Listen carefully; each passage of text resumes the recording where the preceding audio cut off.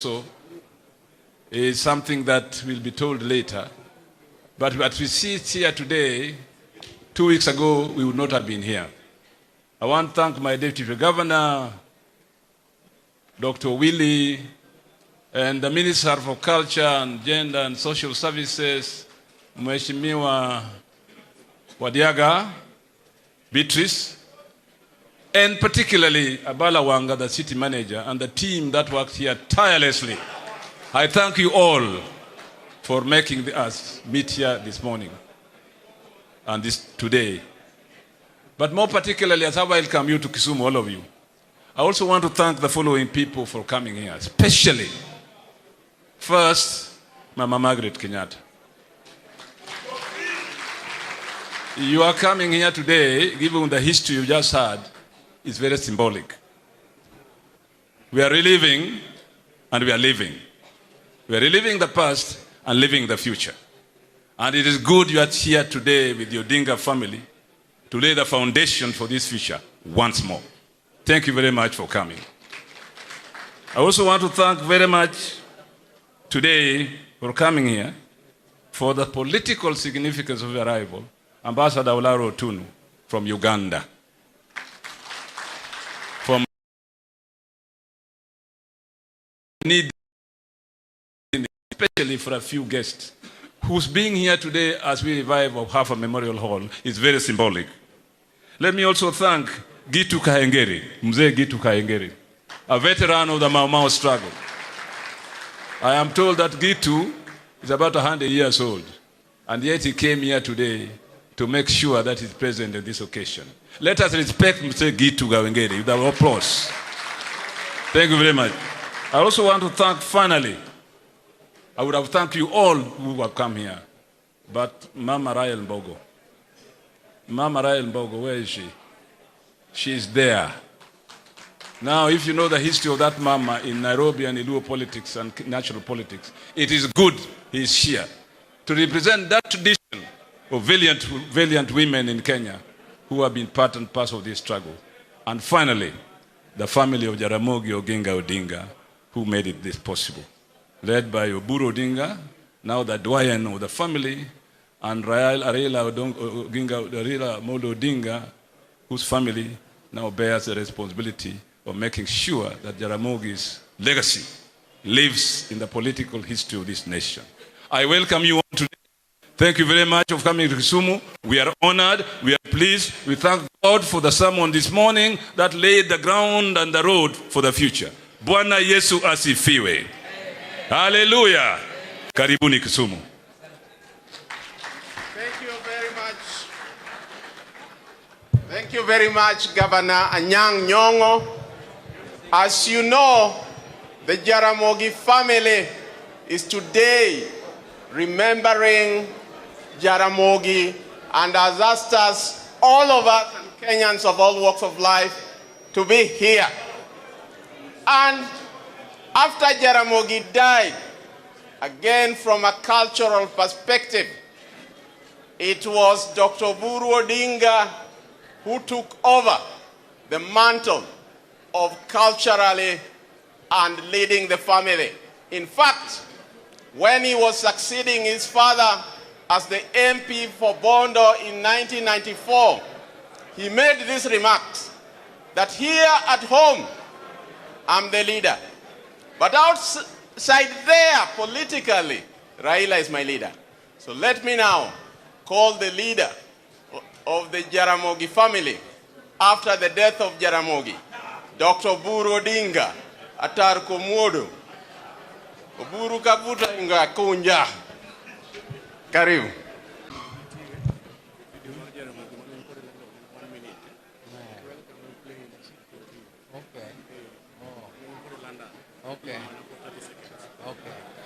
Okay. Yeah. All protocols observed. Ladies and gentlemen, I would like to take this opportunity to welcome you to this very, very auspicious occasion, a very, very important event for us as a family. And I'm told by Mr. Balawanga that there is a small video, a very small one for 5 seconds, which he wants to play, and then we proceed.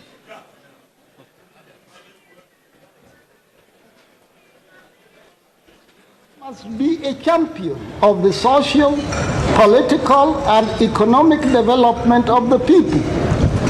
It must thus seek to report on the efforts of the people to bring about these developments. The press must indeed go further than this and champion those social, political, and economic systems best suited for the development of Africa. In a nutshell, the press must be involved in championing the correct direction of development in Africa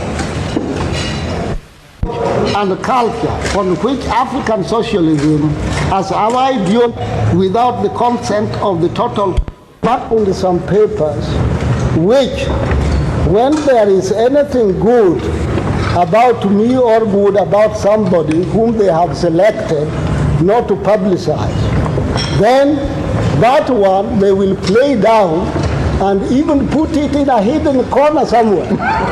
But when something comes bad about Odinga, they will make the headline.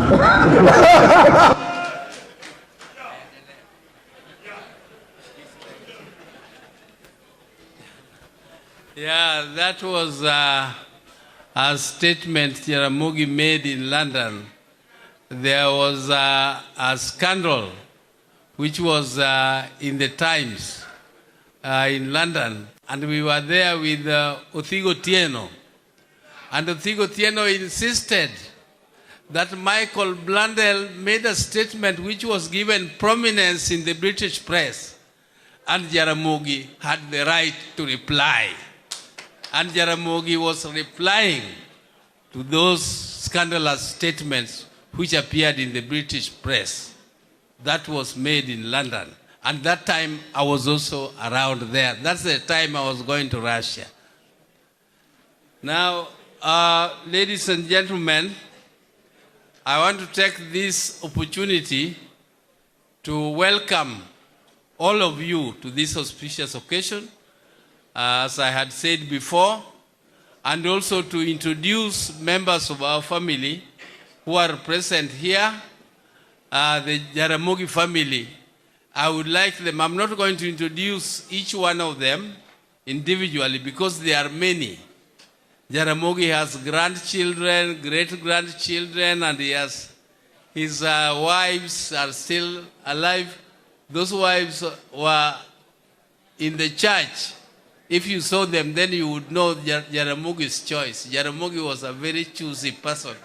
He had very beautiful wives. Yes, and they are still here, Betty and Mama Susan. Can they all stand? The Jaramogi Karumaindo. The Karumaindo of Jaramogi. Please stand up, led by Mama Betty and Mama Susan there. And Professor Kinjbat, she's going to speak. So I don't know whether that is all of them. They are not, that is not all of them. But anyway, those who are not there, Santeni Sana, the members of my family. Now, I just want to also take this opportunity to introduce Mama Margaret Kenyatta and one of the sisters-in-law of hers who was a student with my sisters. They have come here to represent their family. The former president, His Excellency Uhuru Kenyatta, was not able to come. Personally, he has an engagement in DRC Congo, and his brother Muhoho has also sent his greetings to you. He is also away, he is out of the country, and Mamangina, all of them have sent greetings to you. And particularly Mamangina, we have very, very fond memories of her. She was a very good friend of my mom, Mary. She used to call my mom Mary. And when you go back, please pass our best regards to her. Our family has very, very fond memories of Mzee Kenyatta. If you go to Susan's house here in Milimani, you will find a room which was dedicated to Mzee Kenyatta, and that is where he used to sleep. That is where he used to have his security there and himself sleeping there in those very, very good years. And I also want to tell you people who think that there was a very, very big rift between Jaramogi and Mzee Kenyatta. Mzee Kenyatta was respected by Jaramogi, and Jaramogi regarded Mzee Kenyatta to be his hero up to the time of death.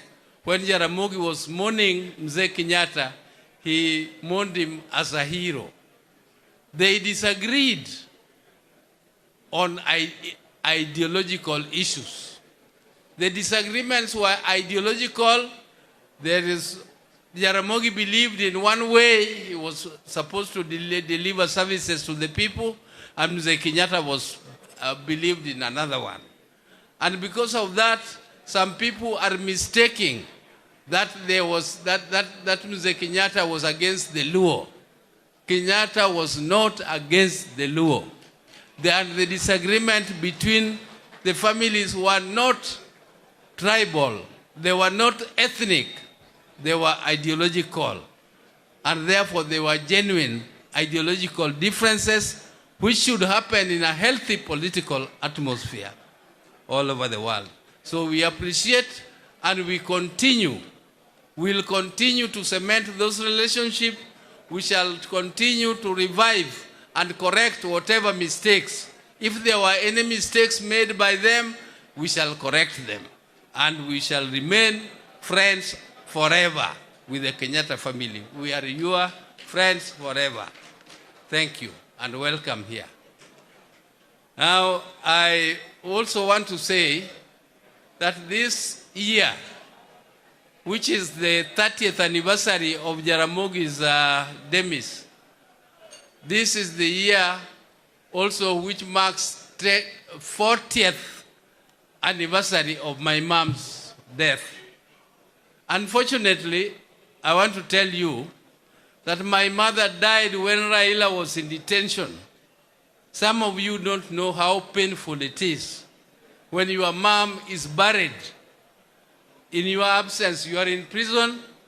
We tried to plead with the authorities to release him, at least to just come and say bye-bye to his mom, whom he loved greatly, whom he loved dearly. But they just refused, and they did not even want the information to reach him that his mother had died. Only Ida found some way of sneaking that information to him, and that is how he got it. But even when we met him 3 months after, they still thought Raila was not aware his mother had died, even though he had already gotten the information much earlier. So when we went to see him with Ida, we were seated and we were telling him that, you know, we lost our mom, and he pretended to be crying, but he had already known. So those are some of the historical things which happened at that time.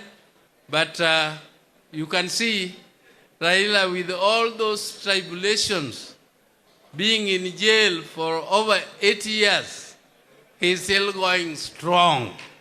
Anybody who thinks that, you know, you can see Oburu is still very strong. How about Raila? Just as a child, isn't it? A small child. So that I just want to say that the man we are celebrating today, Jaramogi Oginga Odinga, was a very, very committed family man. He was a committed family man,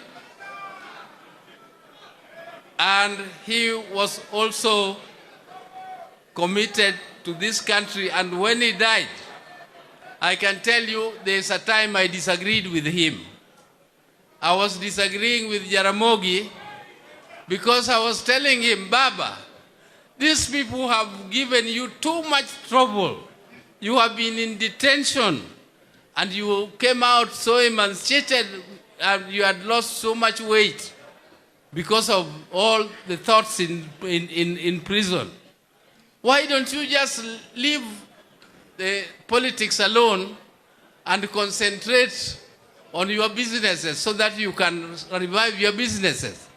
But Jaramogi told me that, my son, I have lived with you all these years, but it appears you don't know me. You don't know the real Jaramogi. All those things you are talking about, which called businesses and small things like those, only take less than a quarter of my heart. Everything else goes to the people. That thing you'll tell me to leave politics is my life, and I will not leave it. I will fight for justice, and I will fight for the people of Kenya until I die. That was Jaramogi. Therefore, I don't want to continue much more than that. I just want to thank all the other participants who have come from far and wide to come and give lectures to us this afternoon. And I also want to say thank you very much to Professor Anyang' Nyong'o. Without Professor's heart, big heart, without his generosity, without his commitment to the cause, this occasion should not have happened. All the things which have happened here have happened because of his personal guidance and commitment, and very reliable lieutenant like Abalawanga. Thank you very much. Thank you very much. And now, who is coming? Okay, thank you.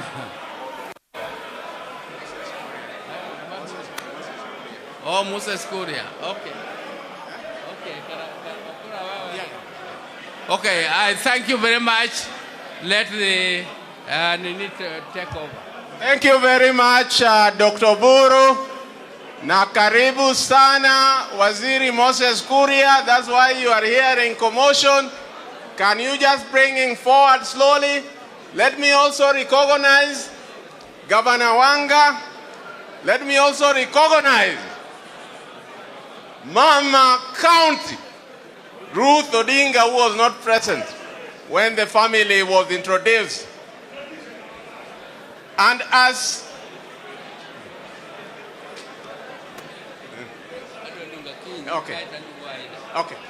Okay, I'll give Dr. Buru, as I told you, is the leader of the family. He'll invite the rest of the family. Now, I would like to take this opportunity to invite my sister, Dr. Akinyi Wenwa, to come and speak on behalf of all the female gender in our family.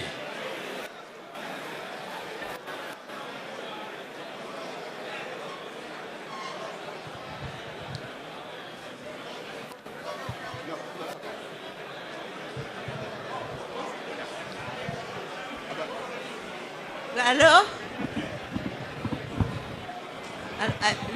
Buru is taller than me. Yes.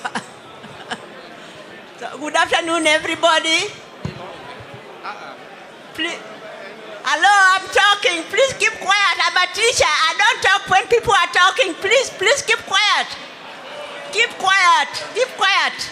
Keep quiet. Yes, keep quiet.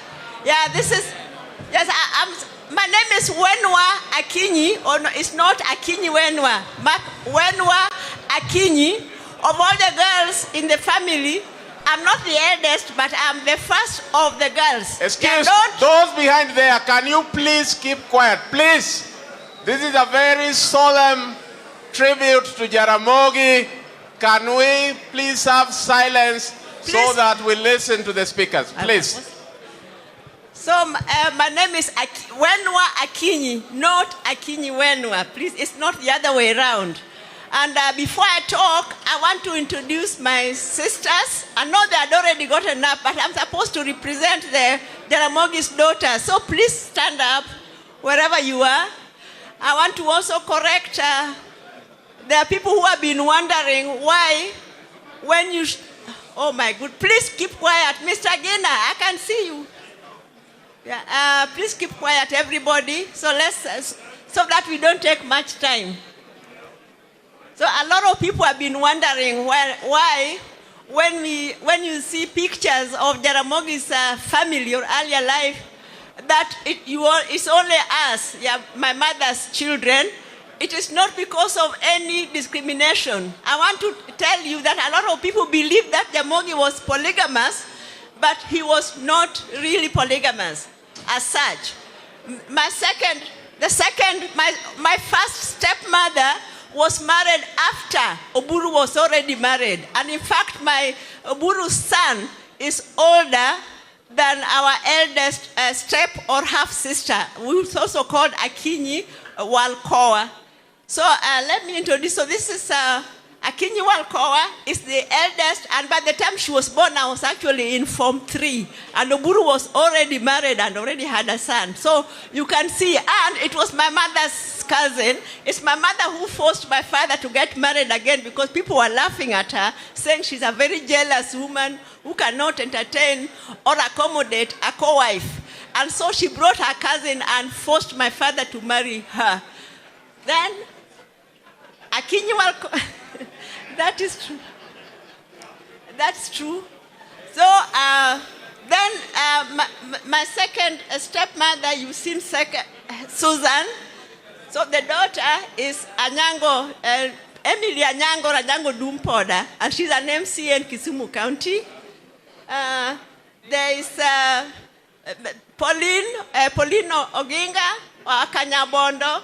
She's a chief officer of health in Mombasa.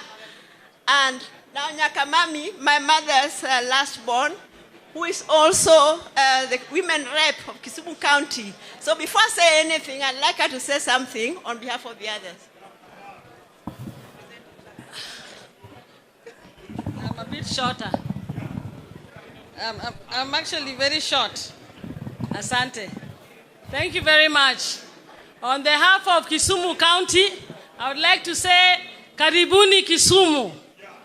This is Ruth Odinga, Mama County Kisumu. So you're all welcome.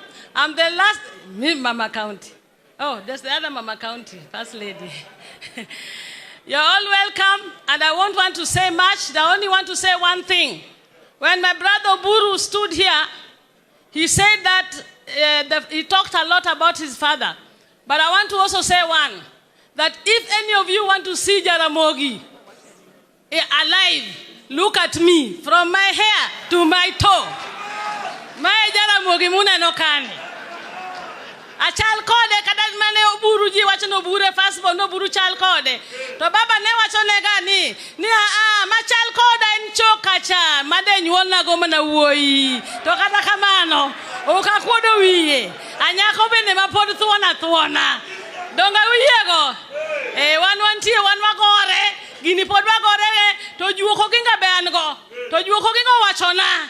Ni 2027, podumo neno mana wodo dinga moro kama dhi lido Kenya ka. Ero kama no uru Nyasaye mondo duoko.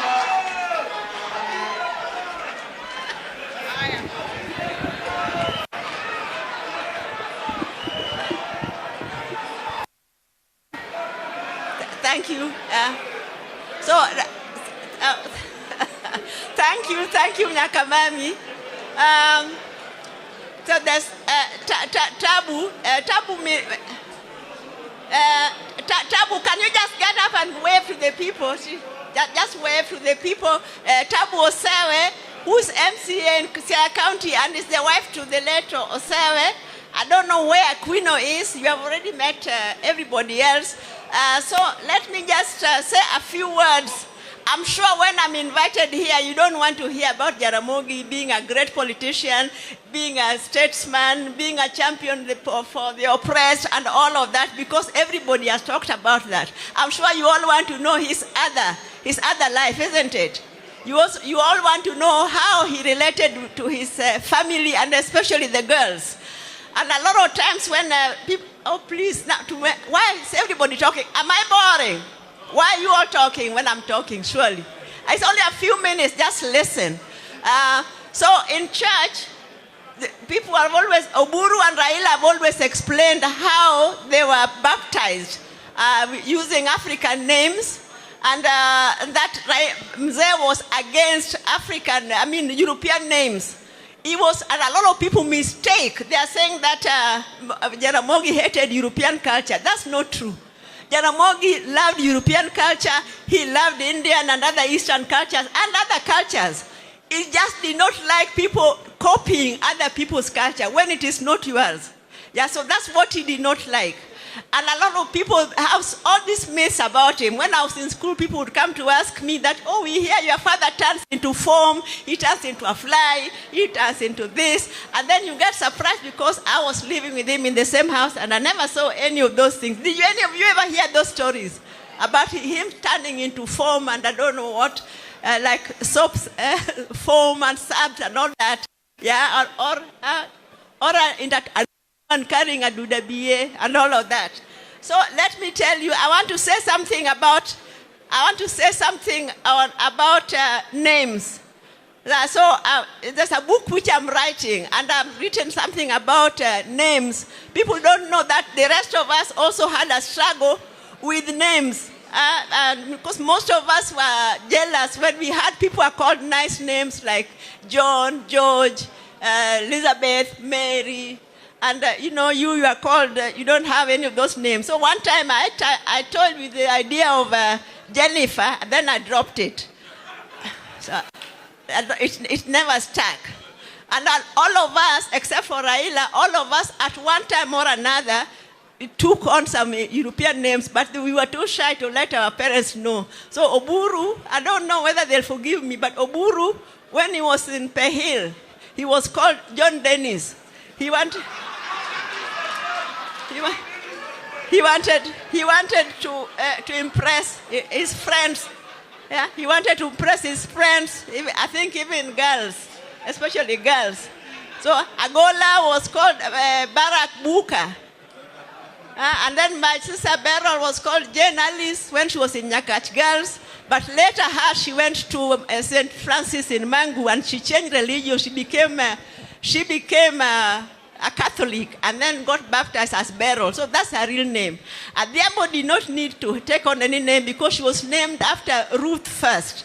Yeah, so that is her name. So then later on, these three people were baptized, Raila, Oburu, and my father. The Legio Maria people came and baptized them. My father was called Nicodemo Oginga. And Raila was called Joshua Raila. And Oburu was called Caleb. So mine was the most dramatic because when I was going to Kenya High School, Mrs. Caroline Okelo Dongo, she was an African American, but she was also my father's PA, and she took me shopping. So when we went back to the house, at that time it was called Cabernet Gardens. No, it was called Archer Gardens, the present day Cabernet Gardens. So he looked at the list of the school and he said, I don't want these names. When you take her to school, can you cross these names? And he took a piece of paper and said, her real names are Wenwa, Asewe, Opondo, Oginga. Can you imagine? So I didn't think he was serious. Then I go to Kenya High School, and when we finished at the principal's office, she took out that piece of paper and said, I want to change her name. And so my name was quickly removed because I didn't tell you that the name I was using was different. Before I went to Maseno Girls, I called Raila and Oburu and asked them, what name should I take? And then they quickly had a meeting and said the name Roslyn. And I've never had such a sweet name. It was so sophisticated, so nice. So I changed everything. I was called Roslyn Akinyi. In Maseno, everybody there knew me as Roslyn Akinyi. So even when I went to Kenya High School, my admission papers had the name Roslyn Akinyi. Then my father went and my name was changed. So can you imagine? Kenya High School at that time was really, what do you call it? It was a typical colonial school. You know, there are all these school rules, there are table manners, respect your elders, the pudding, with custard and trickle tarts and I don't know what, jam tarts. And you can imagine that environment is where I went with a name like Wenwa Opondo Akinyi Oginga. I have never been so embarrassed. And the class teacher, whenever she was reading the register in the morning, when she reached my name, she would start, Wenwa Asewe Opondo, and then she would pause, yeah? And then continue, so that everybody started laughing. Can you imagine what I went through? And all my friends were having nice names: Agnes, Gladys, Jane, sweet names. So much later, I managed to drop some of the names. So I stayed with Wenwa, Akinyi, Odinga. Much later, I managed on my own way to. So we also had our own struggles, but it did not mean that he hated English names or English culture. It was just not our culture, full stop. So I want to stop there. I'm writing a book. Some of these things are in that book. So later on you will be able to read, if at all it is ever published. Yeah. But my mother died almost 10 years ago. That is in November 1984, almost 10 years before. So she's going to be 10 years in November this year. They met at a sports ground called Migwena in Sakwa, a traditional sports ground for Luos from all over Nyanza. And she was a pretty girl, and she was outrunning all the other girls, and he fell in love with her. And later on, he managed to get her. So I just want to request that please, our political leadership, can you people do something about Migwena? Can you develop Migwena to bring it up maybe into a modern stadium or, a cultural stadium? And that's all I want to ask. And thank you.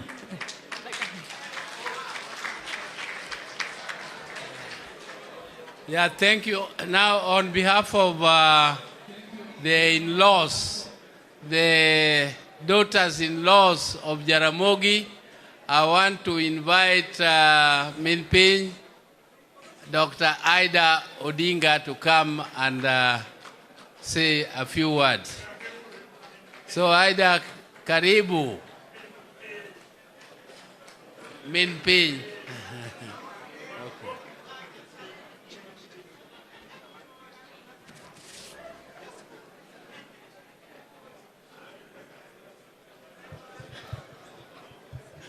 Hello? Hello? Are you happy? I'm also very happy. All protocols observed. And didu taman chen kuna neno ukena fuayo nu. Today is a very special day because I've been requested to say something about my father-in-law. 30 years ago, by the time my father-in-law was passing on, he had 4 daughters-in-law, led by Dr. Anoburu. Is Ann here? Dr. Anoburu. Unfortunately, Ann is not here. There was Margaret Agola. Margaret is gone. She's deceased. She's no longer there. And then there was Tabu Osewe, who is here. Tabu is a MCA, elected MCA in Bondo, Sakwa West. And the fourth one is me. So today, this mantle has fallen on me to talk on behalf of Jaramogi. Now, when I got married in that home, that is about 50 years ago.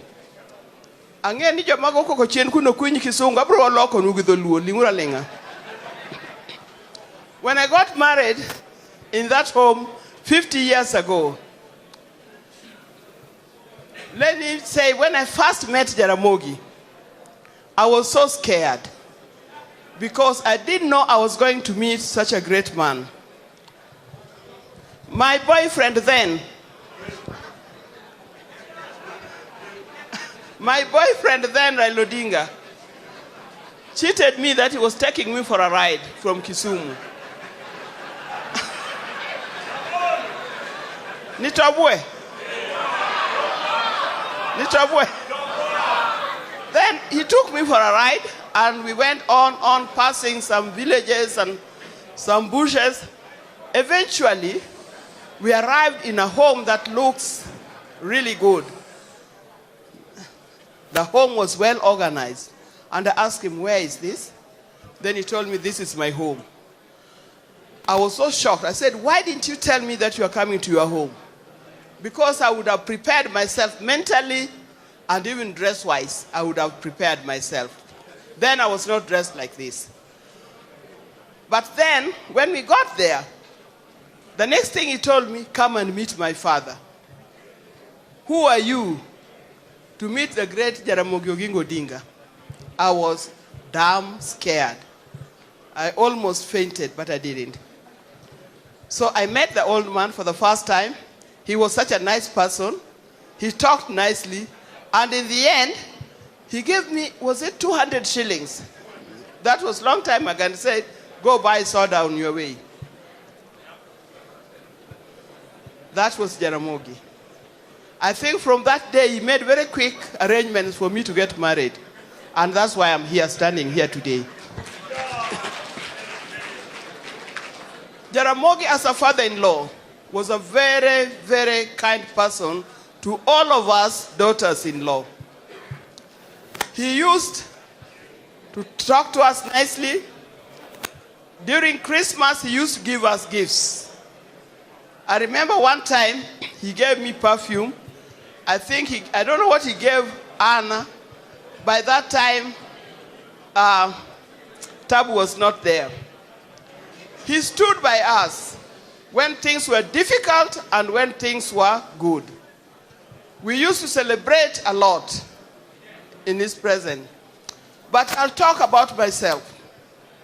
During the time, in the early 80s, when Raila was arrested and eventually charged with treason and was thrown there in committee, I went to Jaramogi and I said, do you know what? Do you know he's been charged with treason? And I've read what the Constitution says, and says the only verdict is death. He laughed and told me, don't worry. Those things will not happen. I don't know whether he believed it or he was just trying to encourage me to know that things were okay. That was Jaramogi. He would always encourage me and encourage all of us. There was also that soon after that, he was put under house arrest here in Kisumu. But for the first 3 months, I was allowed to go and see him in Kisumu. Later on, I was barred from even walking on Taifa Road. Taifa Road is that road where his house is. I was given a letter that restricted me from either walking on Taifa Road or driving along Taifa Road or being anywhere near Milimani.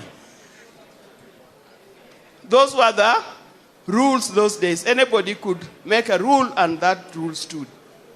So I was not able to see him.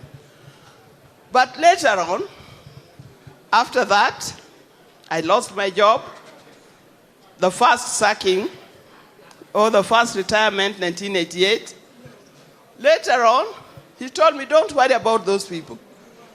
You know, there are many ways that people can live. You don't only have to be employed to live. There are many things you can do. And he started training me on how to do other things. He started training me on how to manage people and how to manage some businesses. And I still do that up to today. My greatest teacher that modeled me was Mzee Jaramogi Oginga Odinga. I know most of you ask, why weren't you modeled by your father? My father died when I was about 7 years old. So I grew up without a father. I didn't know what the responsibilities of fathers in the homes. I thought my mother was everything, and actually she was everything. But I didn't know that there could be a father. When I met Jaramogi and I became one of the daughters-in-law, he loved me dearly. And I used to say, so this is how those people with fathers feel. I found a father, a real father in Jaramogi. And his passing actually still hurts us up to today. In my speeches, where I work, whatever I do, I always refer to him, that Jaramogi would not do it like this. Or when somebody confronts me with problems, I said, what would Jaramogi say?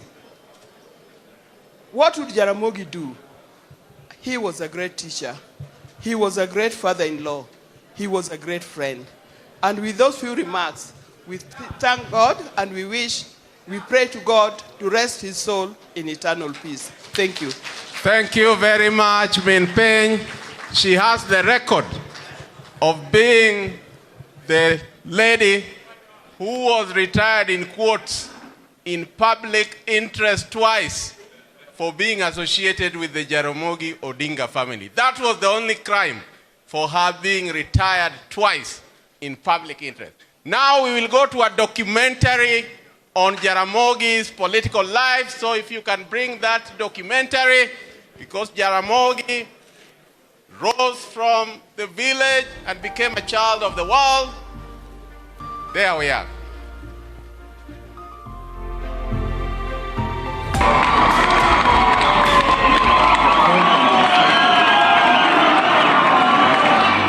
Jaramogi Ajuma Oginga Odinga is a political giant who straddled Kenya's political landscape like a colossus, both in life and in death. A nationalist and statesman who remains as the greatest of them in the political arena, who stands tall as the great patriot Kenya has ever had and a doyen of opposition politics, betrayed at both of Kenya's momentous political turning points, being the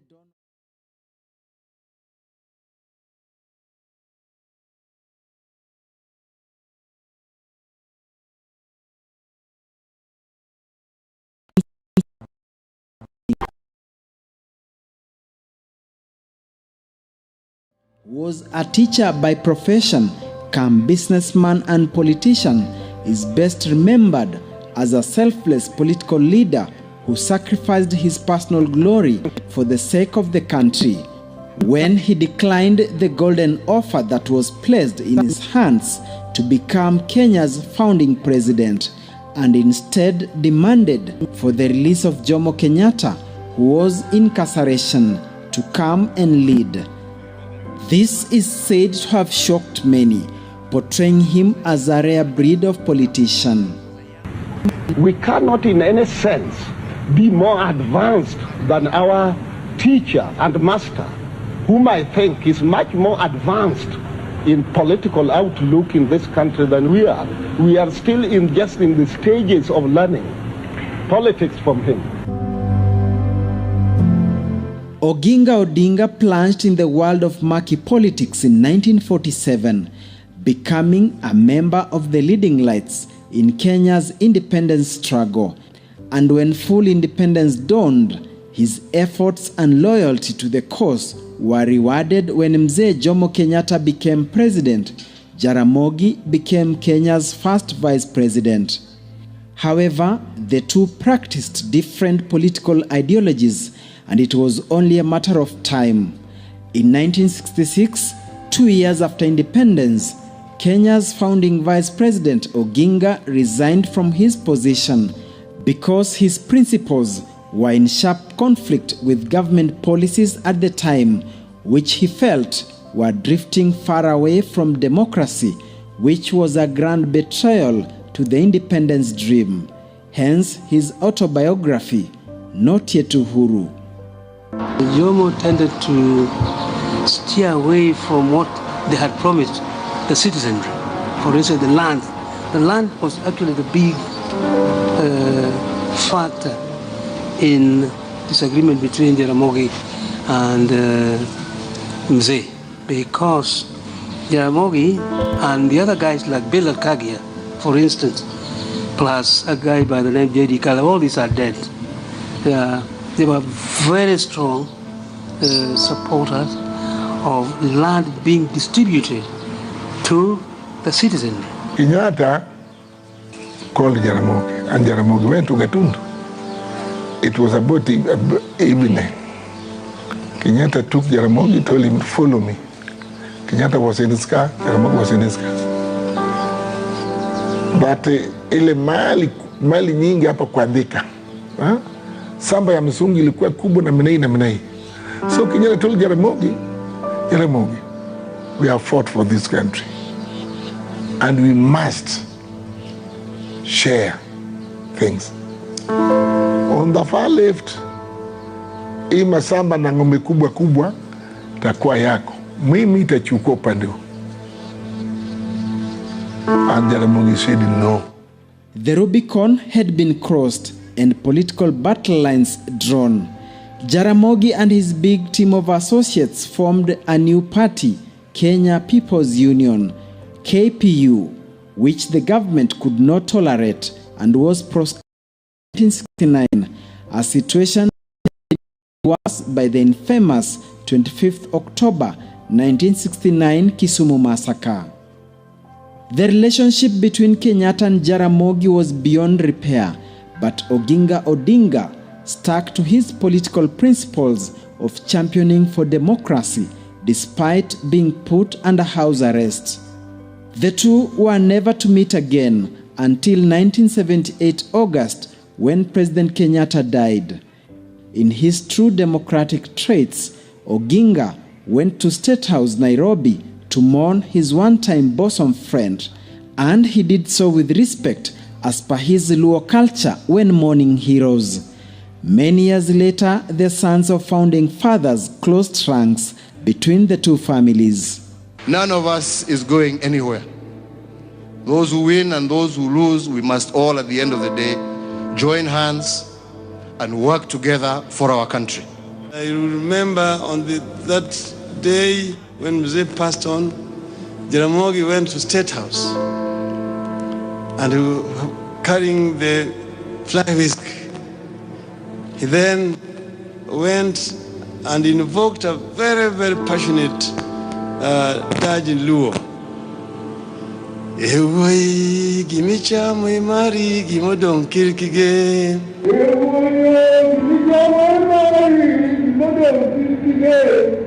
Choge joy.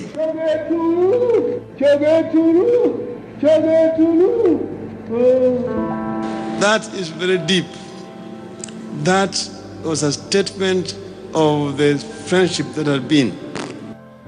Exit Kenyatta, enter Moi, and the doyen of opposition politics was not relenting.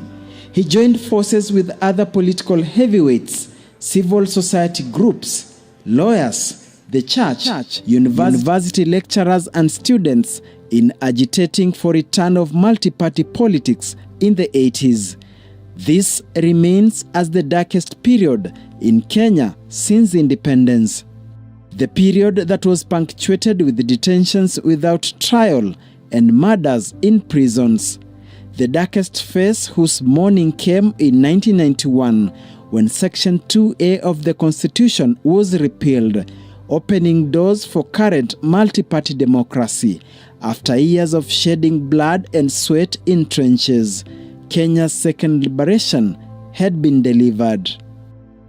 Many paid the ultimate price.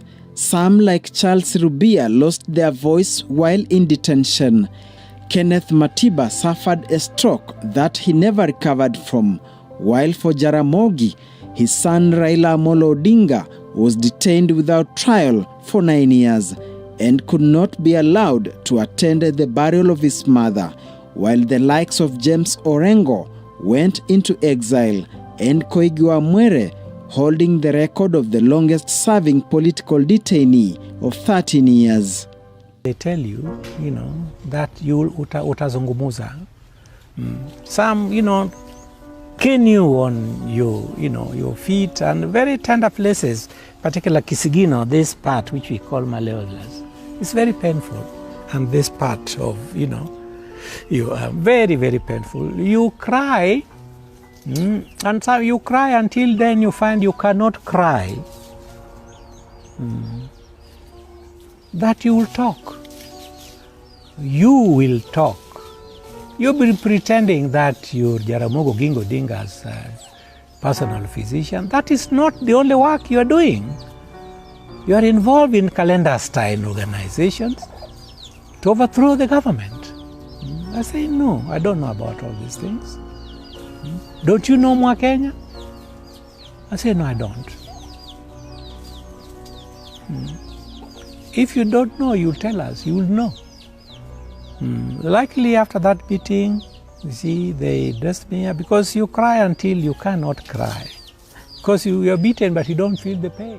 On 2nd August 1991, the team comprising of Jaramogi Oginga Odinga, Philip Gashoka, Ahmed Bamariz, Salim Ndamwe, Masinde Muliro and George Nthenge formed the first opposition party in Kenya, but KANU regime had outlawed the outfit. The six, led by Jaramogi, had a supporting cast of young thugs that included Gitobu Imanyara, Muhisa Kitui, Raila Odinga, Paul Mwite, Anyang' Nyong'o, Joe Ager, as well as progressive lawyers that included John Haminwa, Gibson Kamau Kuria, among others. Eventually, the liberation struggle paid off. Tukitaka kuimarisha chama cha KANU kijulikane kama ni chama safi kinachozingatia yale yote mambo mema na mazuri, lazima tuangalie kwamba tunasafisha. Na kusafisha sio kusema kusafisha na kuna Ford ndani yake. Kitu mimi nauliza nyinyi leo, ili tuone hawa walio katika siasa, wale walio watumishi wa serikali, sisi tuseme kwamba tufungue, tuondoe ile section ya katiba ya Kenya ya 2A. Upon sensing defeat from the gathering storm politically, an internal power struggle over leadership of Ford was engineered by KANU, with opposition luminaries falling into the trap. And in August 1992, the giant Ford split into two. Ford Asili, that was led by Kenneth Matiba, and Ford Kenya, that was led by Jaramogi Oginga Odinga. All the efforts of years of a bitter struggle went down the drain. Ford was Matiba and Jaramogi disagreed. I was in Ford myself because I came from retention earlier than Matiba.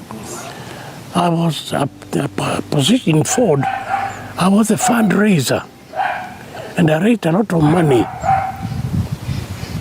for Ford under Jaramogi then.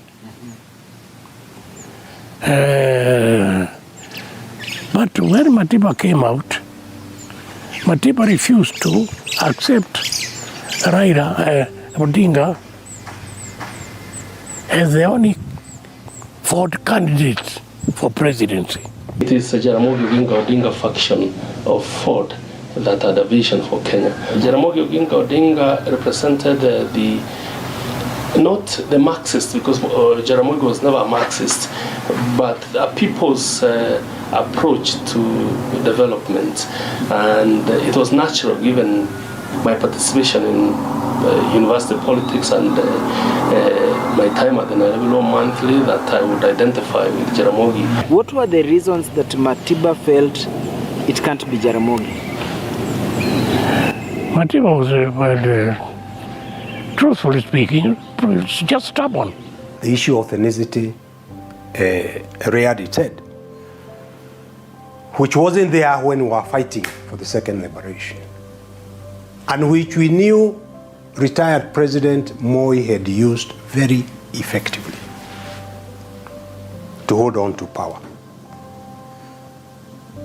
Mwai Kibaki, who never participated in the second liberation, soon as Section 2A was repealed, he forgot about the Mugumo tree and the razor blade and formed his own party. Okay? That's rubbish. Then, my dear Fred Matiba, who we had agreed, let's leave it to Jaramogi because of his contribution. Serious students of that period of Kenyan history will definitely see the government hand. That was the only way that Kanu was going to come back, and they zoned the country into areas along which they would vote. One of the enduring regrets is that as soon as Section 2A was repealed, the ethnic rivalry reared its head. So the dreams, the aspirations of the people die. Of the founding generation, the very few led by Jaramogi remained true to that calling. Yes, I felt pained that the principled stand we had taken was now overrun. Once again, the country's greatest patriot was betrayed by the people they had fought together for another phase of liberation. Down but not out, the doyen of opposition politics contested presidency in December 1992 general election. Obadiah Adonijah Jaramogi Ajuma Oginga Odinga had shot for the moon, but missed the political jackpot and landed among the stars, becoming Kenya's first official opposition leader.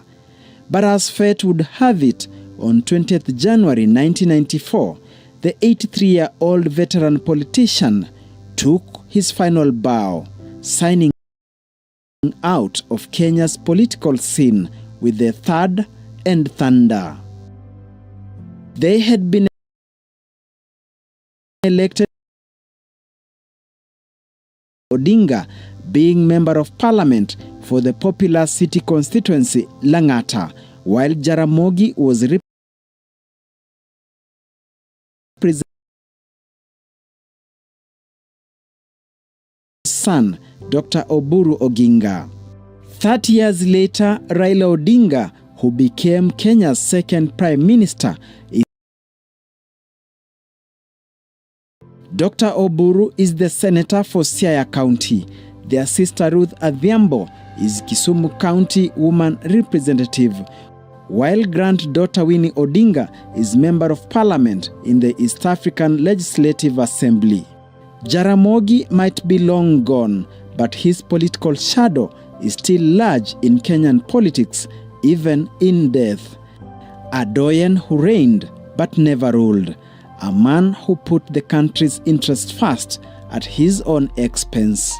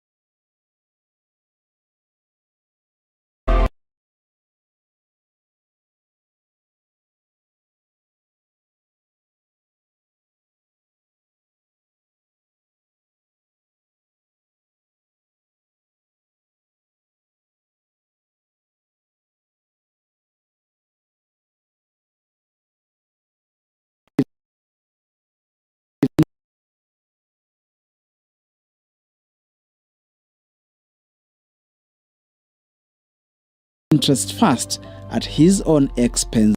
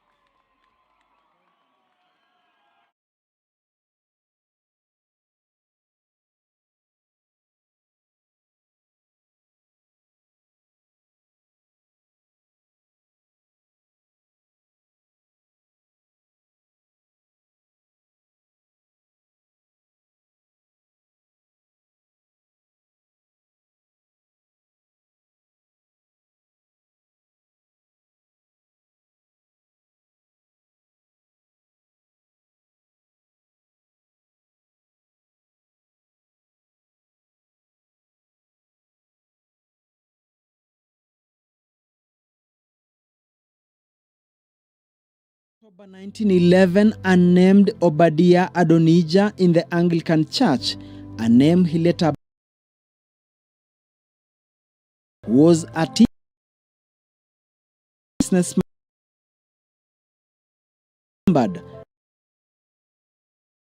who sacrificed his personal glory for the sake of the country.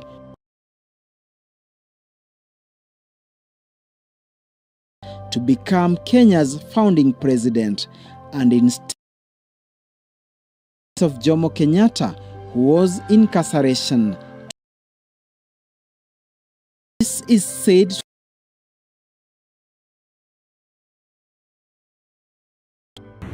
we cannot in any sense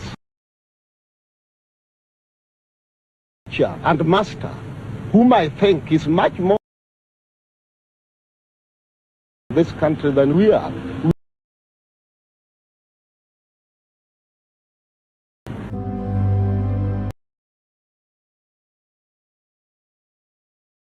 Politics in 1947, becoming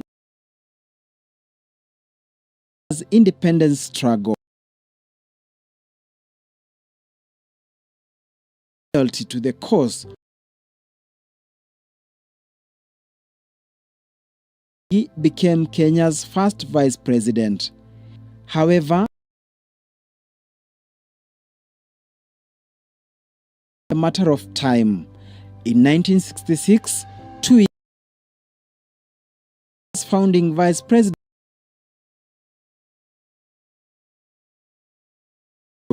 were in sharp conflict with government policy, were drifting far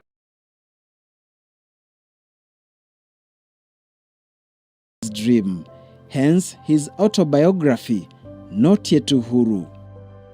Jomo tended to steer away from what they had promised the citizenry. For instance, the land. The land was actually the big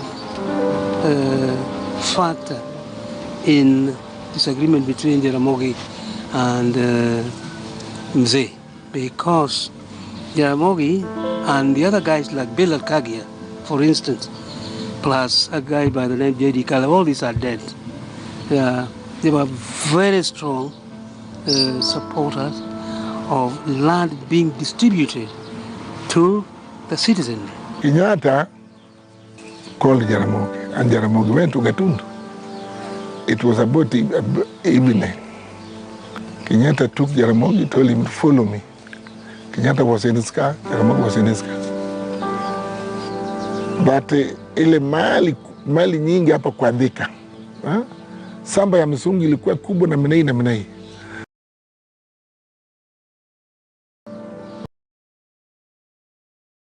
And we must share things. On the far left, ima samba na umekuita chuku. And Jaramogi said, lines drawn.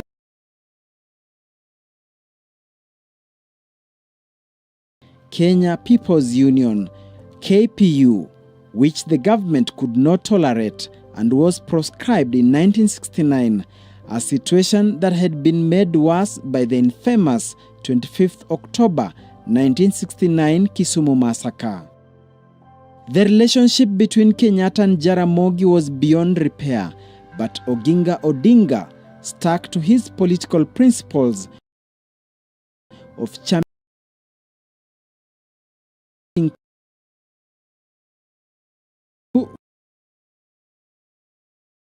78 August.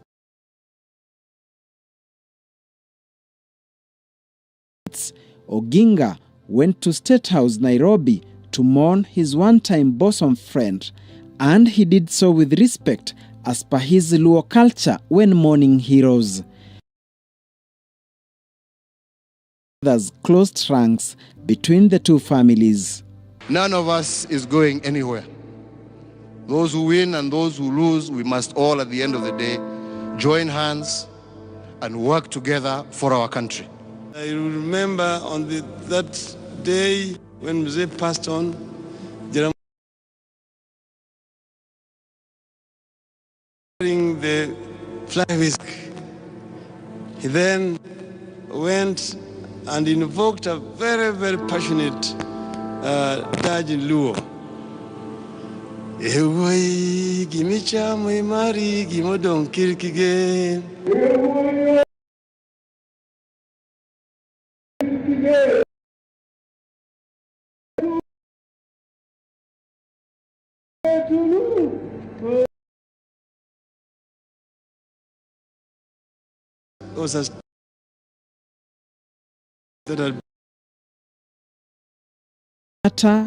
Enter Moi and the dog. He joined forces with other political heavyweights, civil society groups, lawyers, and of multi-party politics in the 80s. This remains as the darkest period in Kenya since independence, without trial and murders in came in 1991 when Section 2A of the Constitution was repealed. Democracy.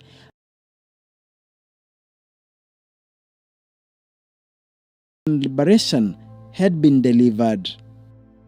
Many paid the ultimate price. Some, like Charles Rubia, lost their voice while in detention. Kenneth Matiba suffered a stroke that he never recovered from.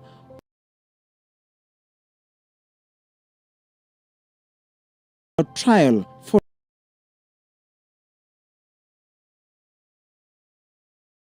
while the likes of James Orengo went into exile, and Koigi wa Mwere holding the record of the longest-serving political dictator. They tell you, that you utazungumuza. Some, cane you on your feet and very tender places, particularly Kisigino, this part which we call Maleolas. It's very painful.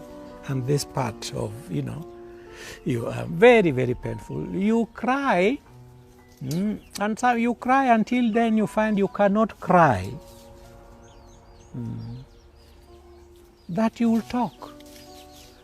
You will talk. You've been pretending that you're Jaramogi Oginga Odinga's personal physician. That is not the only work you are doing.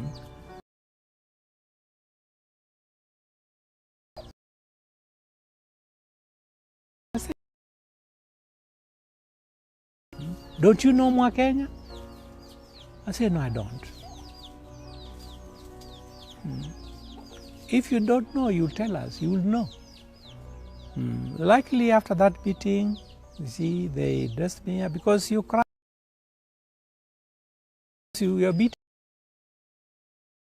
August 1991, the team comprising of Jaramogi Oginga Odinga, Philip Gashoka, Ahmed Bamariz, Salim Ndamwe, Masinde Muliro and George Nthenge formed the first opposition party in Kenya, but KANU regime had outlawed the outfit. The 6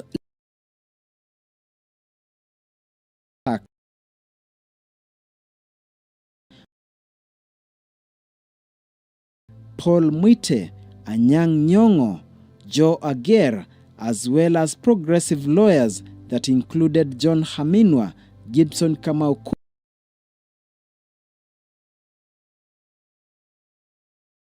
Tukitaka kuimarisha chama cha KANU kijulikane safi kinachozingatia lazima tuangalie kwamba tunasafisha na kusafisha kuna Ford ndani yake kitu mina ili tuone hawa walio katika siasa, wale walio watumishi wa serikali, sisi tuseme kwamba katiba ya Kenya ya 2A. Upon sensing defeat from the gathering storm politically, an internal power struggle over leadership of Ford was engineered by KANU, with opposition luminaries falling into the trap. And in August 1992, the giant Ford split into two. Ford Asili, that was led by Kenneth Matiba, and Ford Kenya, that was led by Jaramogi Oginga Odinga. All the efforts of years of a bitter struggle went Matiba and Jaramogi disagreed.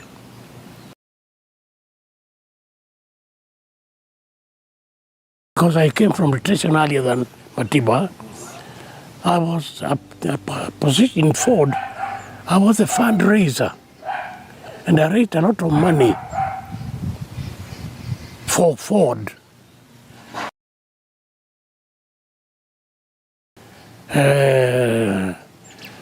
But when Matiba came out, Matiba refused to accept Raila Odinga as the only Ford candidate for presidency. It is a Jaramogi Odinga faction represented the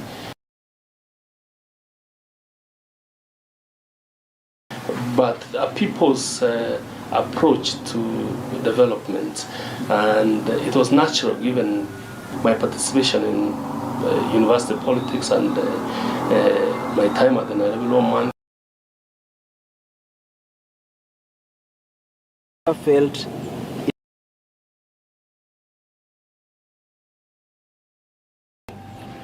truthfully speaking, it's just stubborn. The issue of ethnicity, which wasn't there when we were fighting. Retire.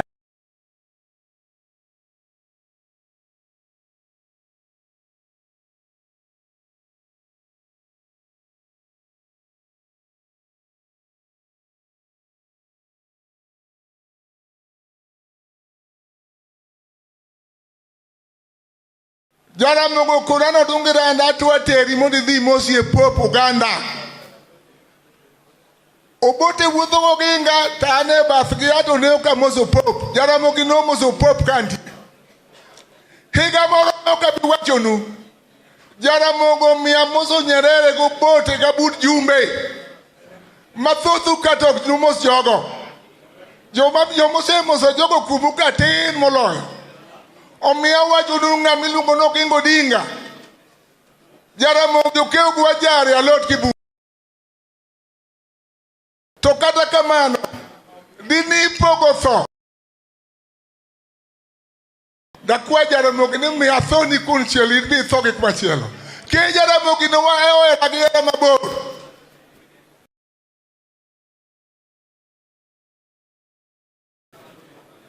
Arwako ute. Arwako geni mochopo te. Joluomo wa Kampala, Joluomo wa Tanzania, Joluomo wa Zambia, nyaka Chad kata Cameroon. Joluo riwore be gimoro achiel nikech gima wadwaro pok wayudo to wadhi yude higa mar 2027. Jokanyamlo donge uyie. Ka ok uluwo bang' Amolo wunyalego to ulal. Luw bang' Raila to udhi yudo gino. Higa ma koro an e kerni. Nyocha leko Jaramogi juma mokadho. Konyisa ni luka. To nyis Raila ni mondo lu yone ter mondo wakadh yone wadhi kocha. Jaramogi dhi Raila dhi bedo president mar higa mabiro. Kwa uduto kanyal bow gi weche. To adwa somo nue weche ma Paka tawaju ng'e malong'o ni abe na university ma Jaramogi. Jaramogi mopuonja gik mang'eny matune na tawala ga e piny kali. Kodero jasungu no biro gi wuon mare. To Jaramogi okona ni wuoth gi uda hero ni eri mondo oyud gima odwaro. Na wuotho gi wuon nyako ni magi Omi adwoko te kada nyako ni erokamano. Ne nyawang'a adhi nyime. To moloyo oganda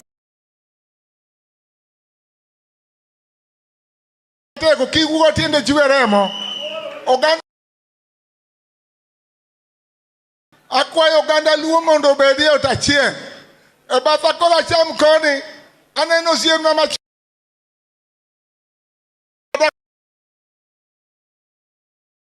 Bada koni aneno mama Jael Mogo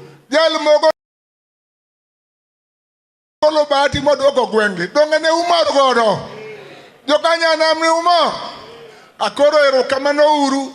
Aselandonu. Aneno familia majo wa Kenyatta. Kapod kamiluongo ni Gatundu poten. Jaramogi notera mina chieme dalano. Koro jo wa Kenyatta manka. Kone ujo wa Kenyatta mos gi mama Ngeda. Bad Nyase ogwedhnau. Mar biro irwa.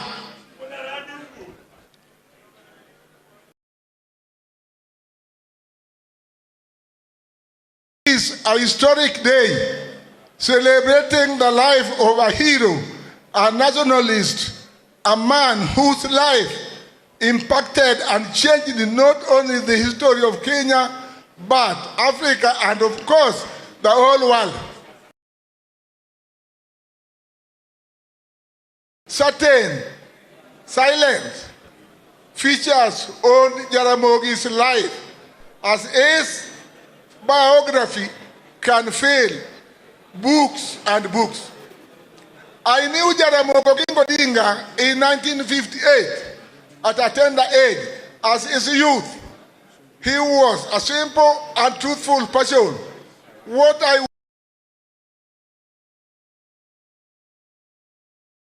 loved the family and the nation of Kenya for which he spent his struggle for independence and later for justice, truth, and the rule of law, happiness, and even his life. Jaramogi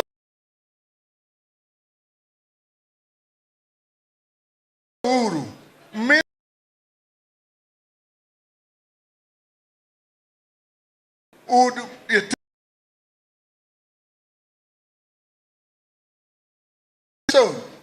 Kenya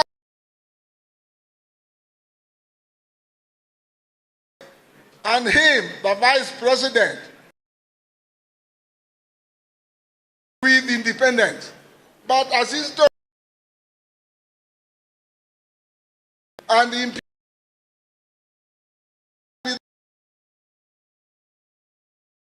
to think of an alternative route.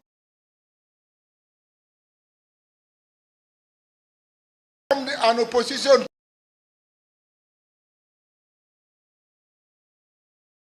after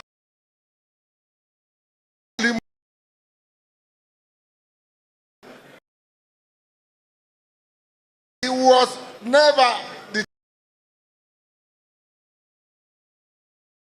with his allies. He would work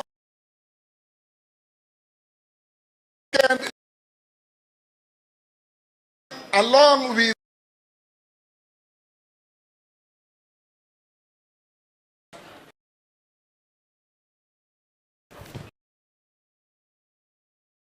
The nationalists supported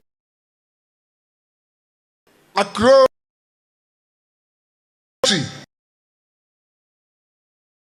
several students to Europe and America.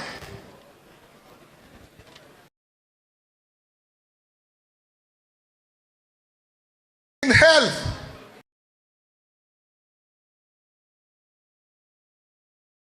institutions in care,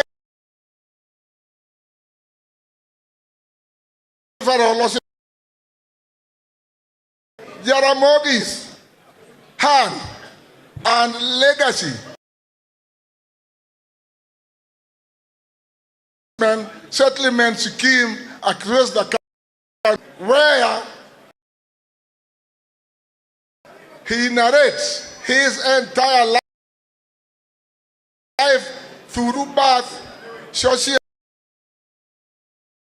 leadership, and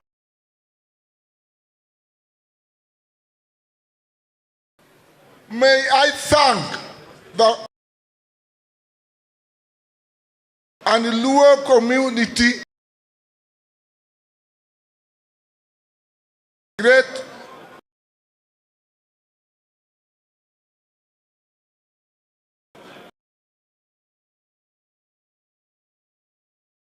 after life. Thank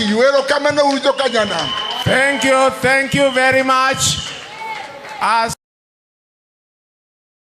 being brought,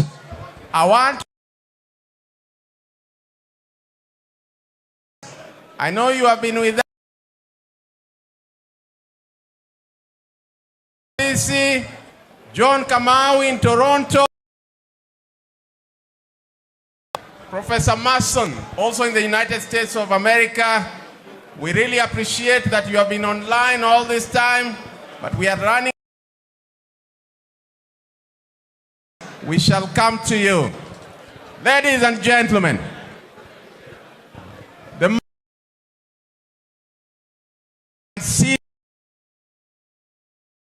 honor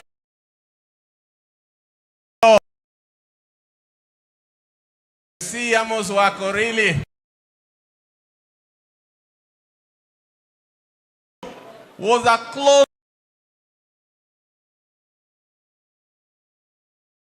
starting with Bahati that later became known as Makadara. He's now 99 years old. You'd think a 30-year-old is speaking. 30-year-old is speaking. Take the first.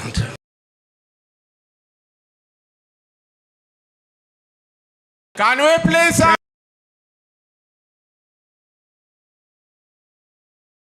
please let's be silent so that we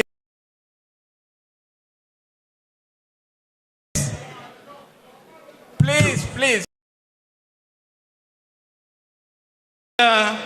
ya mtu ambaye katika historia ya Kenya.